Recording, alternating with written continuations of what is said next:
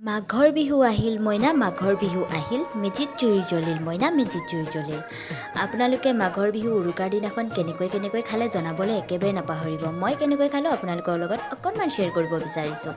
আমি ৰাতি জুই জ্বলাই মাংসৰ পোৰাৰে আৰম্ভ কৰিলোঁ আৰু ঘৰতো বহুতো ৰেচিপি বনাইছিলোঁ। আমাৰ ঘৰত আজি 8-9জন মানুহ আছিলোঁ, গতিকে ধুনীয়াকৈ আমি এসাঁজ খালোঁ। আপোনালোকৰ ঘৰত কেনেকুৱা ধৰণৰ প্ৰিপেৰেশ্যন চলিলে জনাবলৈ একদম নাপাহৰিব দেই। কাঠআলু দি দালি বনাইছিলোঁ। কাঠআলু হেনো নাখালে গাহৰি বনাই অহা জন্মত, কথাটো কিমান সঁচা বাৰু নাজানো দেই। তথাপিও গাহৰি বনিবলৈ একদম মন নাই আৰু এনেকৈ মানুহ হৈয়ে জন্ম ল'বলৈ মন গৈছে। সেইবাবে আমি আগতীয়াকৈ কাঠআলুৰ লগত দালি খাই দিলোঁ। আৰু এয়া আছিলে মোৰ মাঘৰ বিহুৰ উৰুকাৰ দিনাখন থালিখন। কেনেকুৱা লাগিছে জনাবলৈ একদম নাপাহৰিব। পিছে এতিয়া পুৱাতে উঠি লৈ মোৰ হৈ গ'ল মেকআপৰ চুৰ, মানে আজি ভোগালী ঘৰটো জ্বলাব লাগিবলৈ নহয়, পুৱাতে উঠিলে সেইকাৰণে মেকআপ কৰিবলৈ বৰ বিশেষ নহয়, মেখেলা চাদৰ এযোৰ পিন্ধি ল'লোঁ। তাৰ পাছতে এয়া কাণফুলি লগাই ল'লোঁ, ধুনীয়াকৈ লিপষ্টিক অকণ লগাই ল'লোঁ। ফুট লগালে পিছে মই নিজকে বেয়াই দেখা পাওঁ, তথাপিও বিহু বুলি এটা লগাই ল'বলৈ নেৰিলোঁ। ফুট এটাও লগতে লগাই ল'লোঁ। ধুনীয়া লাগিছেনে নাই জনাবলৈ একেবাৰে নাপাহৰিব।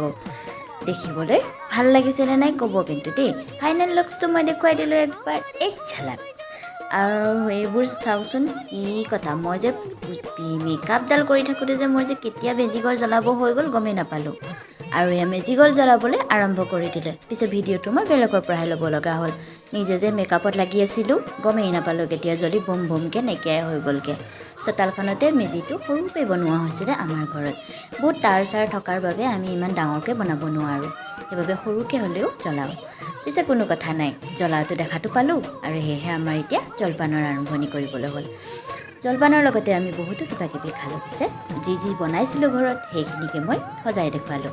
আপোনালোকে কেনেকুৱা কি বনালে জনাবলৈ একেবাৰে নাপাহৰিব। আৰু মই লগতে দিছিলোঁ বৰা চাউল, চিৰা দৈ আৰু তিল পিঠা, নাৰিকলৰ পিঠা আৰু লগতে বৰ পিঠা আৰু লগতে আছিলে মুড়ি লাডু আৰু আমাৰ অসমীয়া তিলৰ লাডু, লগতে আমাৰ গুড় নাৰিকলৰ লাডু আছে, সেইটো থাকিবই, আৰু নাৰিকল আৰু গুড় সেইটোও থাকিব। পিঠাগুড়ি নাৰিকলৰ গুড় সেইটোও থাকিব, নহয় জানো? আমাৰ অসমীয়া মানুহ লাডু নোহোৱাকৈ চলিব পাৰে জানো? হ'ব পাৰেনে বাৰু? আৰু লগতে আছিলে আমাৰ এয়া গোঁসাই ঘৰত দিয়া প্ৰসাদৰ থালিখন। প্ৰসাদৰ পাতখন সৈতে ভোগালী বিহুৰ শুভেচ্ছা বহুত আপোনালোকলৈ থাকিল।